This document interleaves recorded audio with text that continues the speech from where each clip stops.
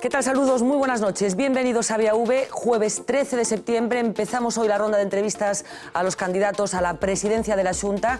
A partir de las 10 menos 20 aproximadamente nos sentaremos aquí con Francisco Jorquera, que como saben es el candidato del Bloque Nacionalista Galego a la presidencia de la Xunta de Galicia, las elecciones que se van a celebrar el 21 de octubre. Será en la segunda parte del programa, después habrá mesa de actualidad en la que hablaremos de qué ha pasado en este jueves 13 de septiembre, incluida alguna anécdota como la que hoy relataba el presidente de la Xunta después del Consello, cuando comunicó que la Administración Autonómica va a destinar casi 11 millones de euros a la multinacional Citroën para que bautice con el nombre de Galicia a las partner eléctricas que se van a fabricar en la planta de Vigo. Una anécdota, decía, o no, lo comentarán nuestros contertulios, aunque es el momento ya de actualizar los hashtags, las etiquetas que cada noche les proponemos para que nos ayuden a construir el programa, a ver si conseguimos la participación de ayer, por la que estamos muy agradecidos. Marina Chiavegato, muy buenas noches. Hola, Fernanda. Ayer fue espectacular, realmente. Impresionante, impresionante. Lo vamos a repetir. Lo vamos a repetir.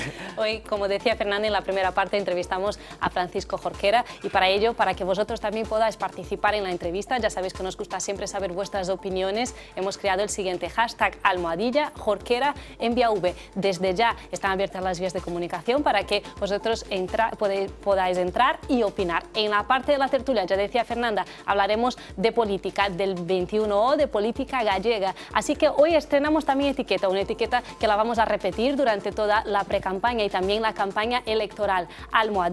Vía V 21O. Queremos saber vuestras impresiones sobre la precampaña, sobre los candidatos y sobre la posible presidencia de la Xunta de Galicia. Como dice siempre Fernanda, vuestros comentarios nos ayudan a completar el programa. Así que los esperamos. Bueno, vamos a hacer un pequeño cambio porque hay un pequeño problema técnico con Uxía. Yo no les miento nunca, todo lo que sucede en el plato procuro contárselo.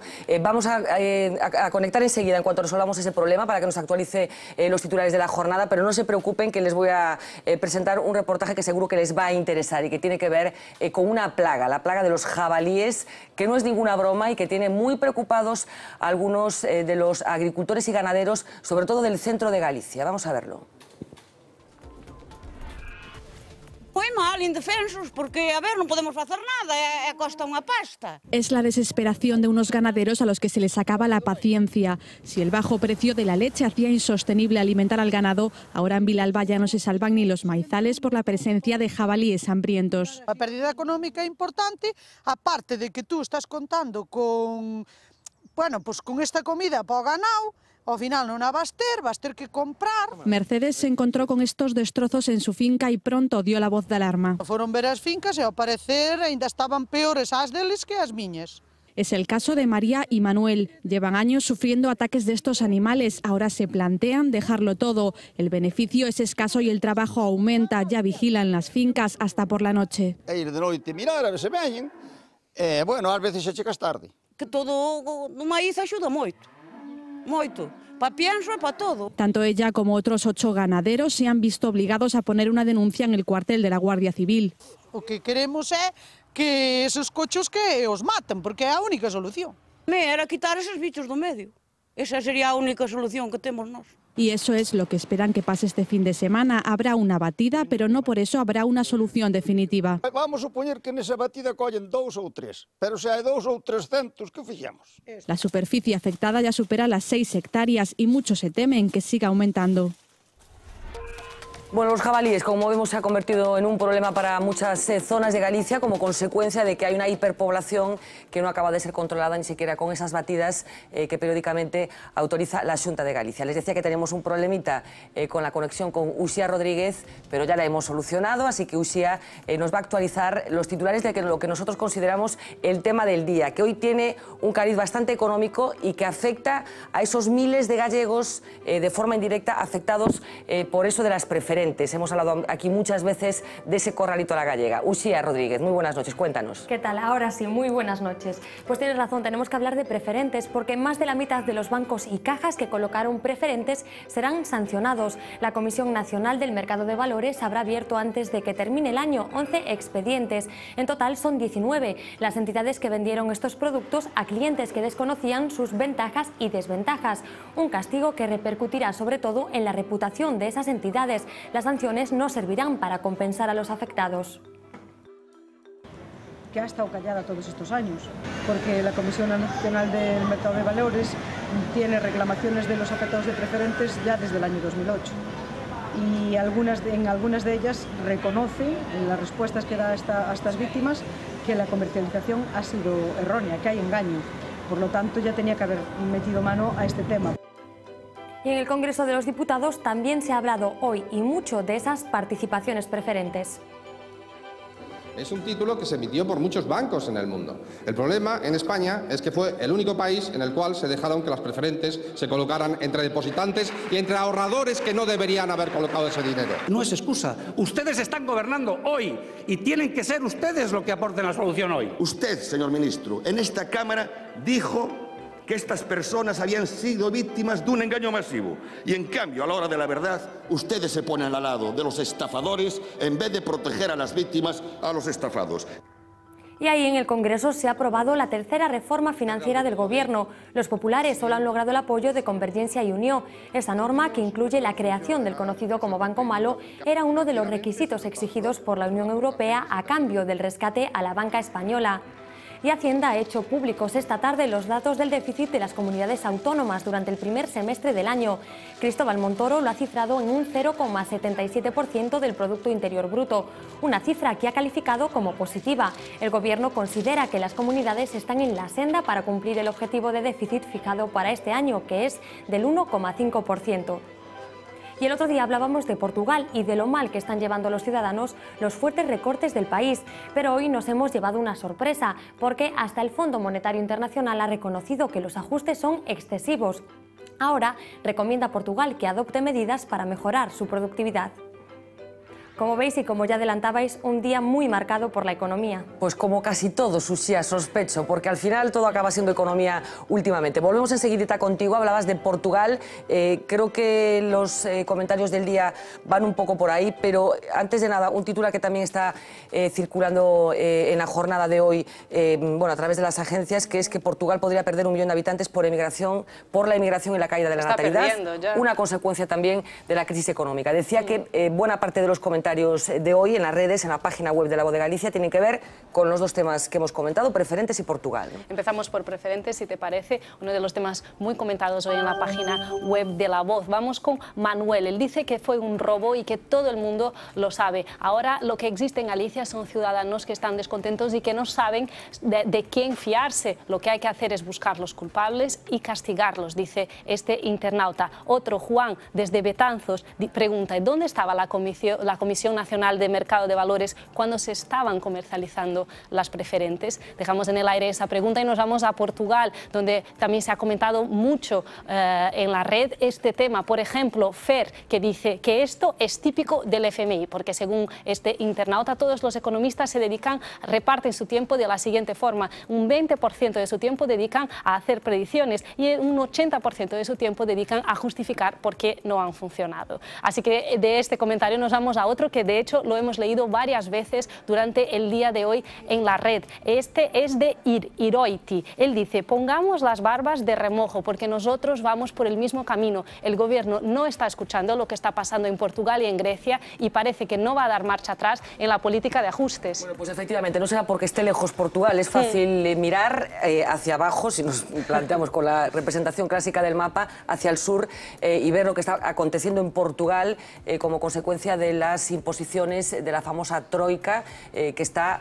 agudizando todavía más los problemas de los portugueses. Les decía que Uxía tiene que contarnos más cositas relacionadas con este jueves, así que volvemos a conectar con ella. Uxía, cuéntanos más cosas. Vamos a seguir hablando de economía, aunque esta vez de una muy distinta, porque hoy hemos conocido el patrimonio de todos los miembros de los gobiernos de Rajoy y Zapatero. Los más ricos son el secretario de Estado de Defensa y la secretaria de Educación, con 18 y 14 millones de euros respectivamente. Entre los ministros, el más adinerado es Miguel Arias Cañete. Cristina Garmendia está a la cabeza de los exministros. El patrimonio de Rajoy supera el 1 millón de euros, muy similar es el de Rubalcaba. Zapatero, por su parte, ha declarado 130.000 euros. Y dentro de muy poco saldrán al mercado dos furgonetas muy singulares, ya lo adelantabais antes, la Partner Galicia y la Berlingo Galicia. El Consello de la Xunta ha firmado un convenio de patrocinio con Citroën. De este modo, el gobierno gallego pagará más de 10,5 millones de euros a ese fabricante de coches con dos condiciones. sempre que as furgonetas eléctricas do grupo PSA Citroën se fabriquen íntegramente en Vigo e sempre que estas furgonetas eléctricas leven todas elas o logotipo de Galicia. Y la discusión acerca de la independencia de Cataluña continúa. Artur Mas ha lanzado un mensaje claro desde Madrid. Pide que se celebre un referéndum para comprobar si los catalanes se consideran una nación. Lo que tiene que entenderse es que Cataluña necesita un Estado. Creo que ese es el clamor de la gente en la calle. Y además de forma pacífica, democrática e ilusionante. La mayoría de los gallegos nos sentimos españoles y la inmensa mayoría de los gallegos no siente ninguna envidia por ese tipo de manifestaciones. Y las protestas por la película sobre Mahoma se extienden por todo el mundo musulmán. Las embajadas de Estados Unidos en las capitales de Yemen y Egipto han sido asaltadas. En los ataques ha muerto una persona y otras 20 han resultado heridas. Por su parte, el Ministerio de Exteriores español asegura que estudia reforzar la seguridad de sus embajadas en el norte de África. Esto es solo una pincelada de lo que ha pasado este jueves en el mundo. Pues muchísimas gracias, Uxía. Seguro que hay pinceladas nuevas en el transcurso de estos minutos, los que nos conducirán hasta las 11:30 de la noche aproximadamente, cuando volveremos a conectar contigo. No sé si esto es la última hora en las webs o hay alguna cosa que se ha colado en los últimos minutos, que creo que sí, Marina, cuéntanos. Sí que hay, pero vamos a empezar por lo que contaba Uxía, por el déficit, porque así es como abre nuestro periódico, La Voz de Galicia. El titular es el siguiente: las comunidades cierran el primer semestre con un 0,77% de déficit. Y de La Voz nos vamos al periódico El Mundo, que saca la noticia esta que comentábamos esta última hora. Estados Unidos saca la artillería, inyección masiva de dinero para crear empleo. Del Mundo nos vamos al ABC, que vuelve con el tema del déficit. Las comunidades autónomas cumplen el déficit fijado para el primer semestre. Y eso estamos mareando un poco, porque ahora volvemos al tema de Estados Unidos. Vamos con el periódico El País. La Reserva Federal lanza un fuerte plan de estímulo para Estados Unidos. Y ya que estábamos hablando de Estados Unidos, y ya lo contaba Uxía en titulares, después de estas imágenes impresionantes que nos han impresionado ayer sobre el embajador de Estados Unidos en Libia, decidimos bucear por la red e ir hasta Estados Unidos para ver cómo estaban asimilando estas noticias. Nos fuimos primero al Wall Street Journal. Ellos abren con la siguiente noticia. Hablan de una ola anti-Estados Unidos, una ola de odio, y cuentan que este odio ha llegado al Yemen. En el New York Times leemos un artículo que nos ha llamado mucho la atención, un análisis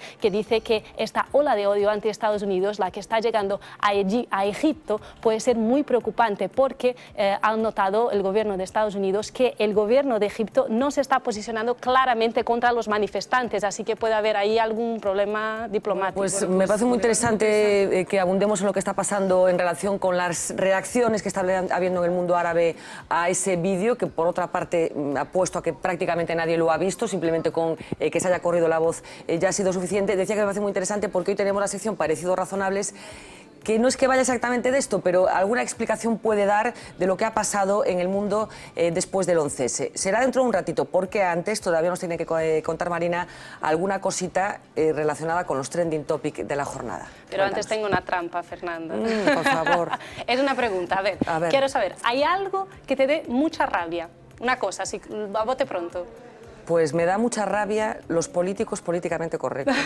Mira, pues muy bien. Por ejemplo, que responden con lo que todos sabemos que van a responder ya, porque a veces romper el discurso de los políticos es muy complicado. Reciben esas cosas que aquí hemos criticado muchas veces, que son esas consignas programáticas diarias, y muchas veces conseguir que se aparten del carril es complicado. Nos da mucha rabia a los periodistas en general, esto creo. Pues nosotros dejamos el mensaje de Fernanda a los políticos, pero te preguntaba eso porque esa fue la pregunta que se hicieron hoy los internautas en la red, pero con mucho orgullo hoy podemos decir que la hicieron en gallego, que hoy Twitter ha hablado en gallego. El trending topic fue el siguiente: férveme o sangue. Hoy tenemos trending topic gallego, férveme o sangue, que aínda non dispoñamos dun Twitter en galego. A crise de Feijóo. Saber que nos gobernan multimillonarios alleos a nosa realidade e que gobernan cos votos dos que menos teñen. Férveme o sangue cando meus pais me berran por todo, ata por respirar. Cando a xente renega a súa terra. Cando a xente me corrixe por falar con geada, eu sempre digo que na miña casa non hai gato nin galiña, senón jato e jaliña. Se sigue hablando de Apple e del iPhone 5. E por segundo día, del ministro Wert. Bert lleva 2 días siendo trending topic. En realidad no es por lo de la mujer, sino porque se escribe fácil en el teclado, flojos. Y por supuesto, de Cataluña. Tareas de hoy: luchar por la independencia de Cataluña, llamar ignorante a todo el que no la apoye, reservar el iPhone 5. Bueno, los trending topics de la jornada, algunos muy interesantes, y quédense con ese trending topic en gallego, Férveme o sangue, porque a ver si conseguimos que alguien dentro de un ratito nos diga qué es lo que le ferve o sangue, en concreto a Francisco Jorquera, no se lo digan que enseguida a ver si lo sorprendemos. Les hablaba de parecidos razonables, esa sección que pilota estupendamente Mila Méndez. Hoy nos va a hablar de cosas que tienen que ver con algo que veíamos antes, ese mal rollo, si se me permite la expresión, entre Estados Unidos y los países árabes, que algunos sitúan el origen, lo sitúan en el 11S. En este caso, el parecido razonable tiene que ver con el 11S y con la explosión del Maine. Vamos a verlo. Para presentar nuestro reportaje de hoy hemos venido hasta la Facultad de Geografía e Historia para averiguar hasta qué punto fueron casuales o fortuitos algunos pequeños ataques que desembocaron en grandes contiendas militares. Por ejemplo, en el 1914 fue suficiente con el asesinato de un archiduque para llevar a una guerra mundial que cambió por completo las fronteras de este mapa. Y esta semana celebramos el aniversario de un atentado, el 11S, que detonó un conflicto armado que todavía continúa hoy en Afganistán. Justo 100 años antes, un ataque muy parecido terminó por arrebatarle Cuba a los españoles, el del acorazado Maine. La pregunta es saber hasta qué punto fueron buscados o no estos incidentes.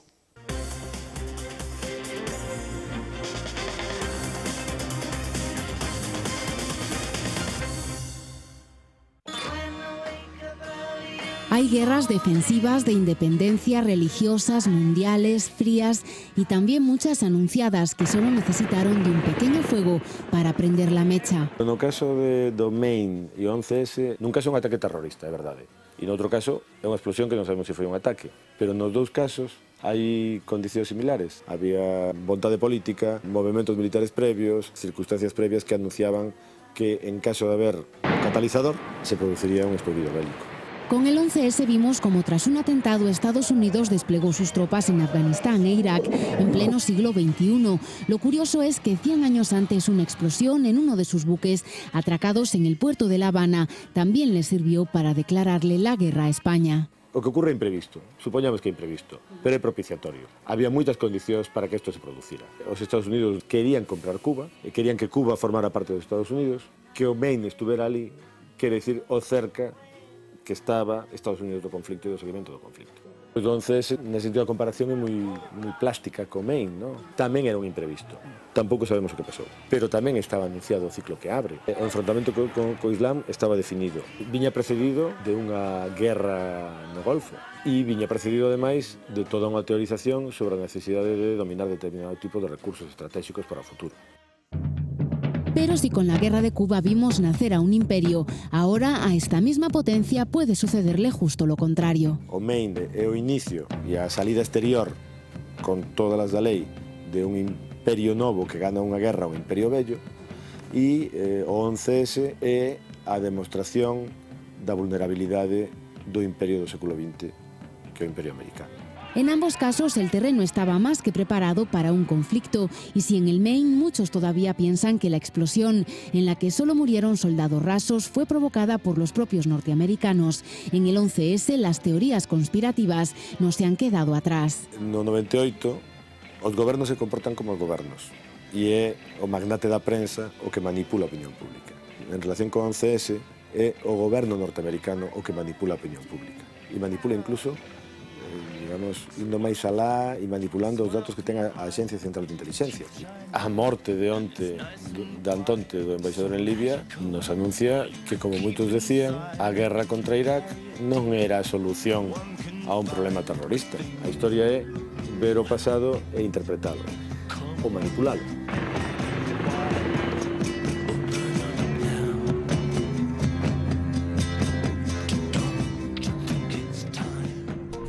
Bueno, Bueno, como ves, María, es interesantísimo analizar con perspectiva la historia para darnos cuenta de que hay muchas cosas que tienen que ver con lo que sucede más cerquita de nosotros. O sea que yo creo que es una sección llamada a ofrecernos grandes claves sobre nuestra historia. Nos vamos a internet otra vez a ver cositas un poco más ligeras, creo. Empezamos hablando de música, porque seguro que muchos de vosotros echáis de menos a Amy Winehouse. Pues hoy hemos descubierto una cosa curiosa sobre ella, que a Amy Winehouse le gustaba la tortilla de patatas de Mercadona. ¿Y por qué lo hemos descubierto? Pues porque su padre ha dado una entrevista a la revista Vanity Fair, esa que veis en vuestras pantallas, y en esa entrevista se ha entrevistado también al dueño del bar al que solía ir Amy Winehouse, y él contó que ella solía llegar allí, pedir una copa y también un pincho de tortilla que resulta que era de Mercadona. Los fans de Amy Winehouse están en la red diciendo, ojo Mercadona, porque van a aumentar las ventas. Así que... Ya no le iba mal a los señores de Mercadona, deben de estar encantados con esta promoción gratis, que además fuera de España, o sea que supongo que estarán encantados seguramente. Pues nosotros... Sospecho yo que será mejor la que hace mi madre. Pero sí, bueno, eso seguro, Fernando.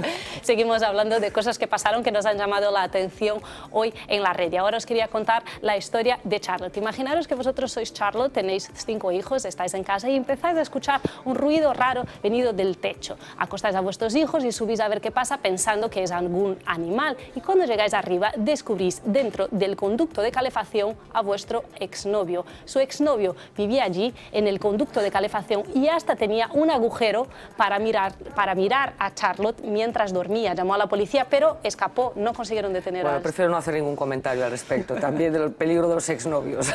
Seguimos de los exnovios, ahora vamos a hablar de Popeye. ¿Vosotros creíais que Popeye era solo un personaje de ficción? Pues os voy a enseñar este vídeo.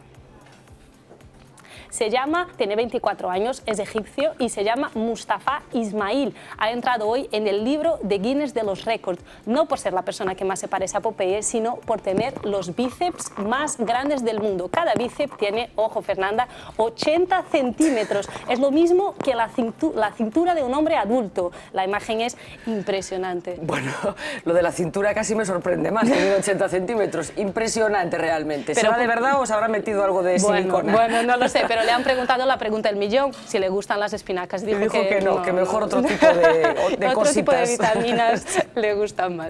Bueno, vamos a seguir porque queríamos terminar con unas imágenes, porque esto es lo que se llama un abrazo del oso.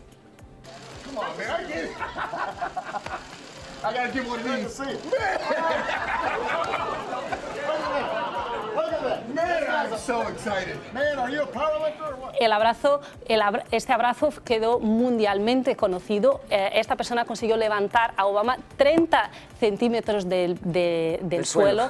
Y si muchos de vosotros preguntabais si con toda esta fama a este señor, dueño de una pizzería, le fue bien el negocio, pues no. Resulta que ha recibido muchos comentarios negativos y desde entonces el restaurante le va cada vez peor. Pero dijo, por haber cogido a Obama. Sí. Pero la pregunta, después de todo esto, es, Fernanda, ¿te imaginas esto con Mariano Rajoy?